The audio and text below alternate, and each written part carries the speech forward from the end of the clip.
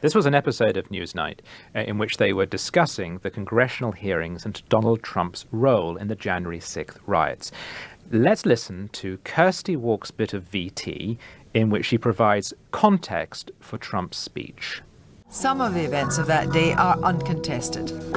As Congress met to formalise Biden's election victory, President Trump addressed a large rally of his supporters in central Washington, D.C. We're going to walk down anyone you want, but I think right here we're going to walk down to the Capitol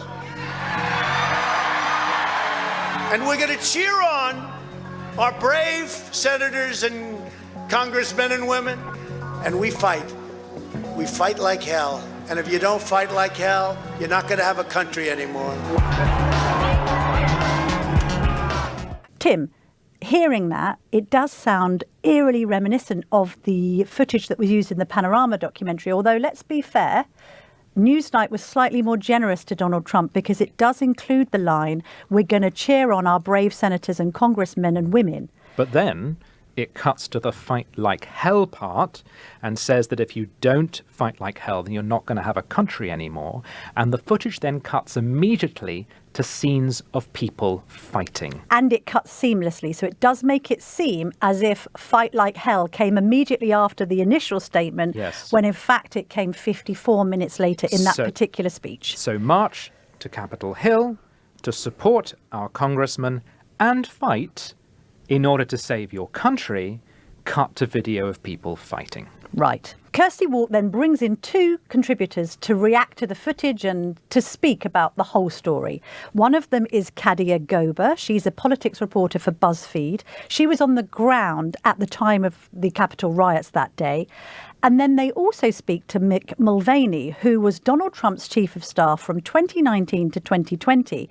He actually left the administration because of what happened on January the 6th, and then went on to become quite a fierce critic of the president's. But despite his criticism, 6 minutes into the debate about January the 6th, Mulvaney is asked this, I have to say, very leading question by Kirsty Walk.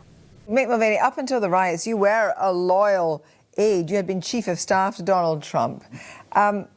But Donald Trump galvanised and encouraged that crowd and stoked that crowd. And I wonder if you actually think that he actually believes in democracy. And then Mulvaney replies with this. A bunch of different questions there. Your video, and I'm no apologist for the president on this. No, I'm not suggesting you are. I'm not suggesting you are. But what I'm saying is that your video actually spliced together the presentation. He said we're going to go down and we're going to cheer on our senators and our House members, and then it actually goes on to say, in some of them we might not be able to. And that line about it, we fight and fight like hell, is actually later in the speech, and yet your video makes it look like those two things came together. That's the type of messaging here that so many people in my country find frustrating, is that it's hard to actually get the facts.